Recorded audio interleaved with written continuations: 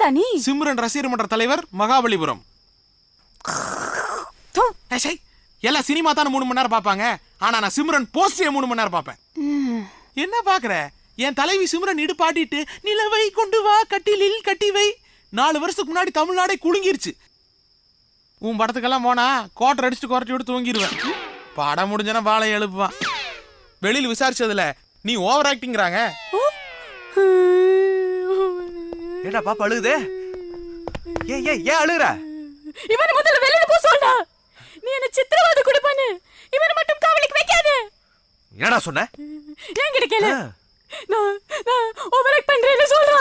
கிழிஞ்ச வாய் சும்மா இருக்க மாட்டா? நான் சொல்லப்பா, வெளியில பேசிக்கிறத சொன்னேன். உன்னை பத்தி எனக்கு தெரியும்டா. எப்பவுமே வெளியில பேசிட்டு இருக்கிற விஷயத்தை கரெக்டாவே சொல்ல மாட்டேன். வெளியில என்னடா பேசுறாங்க?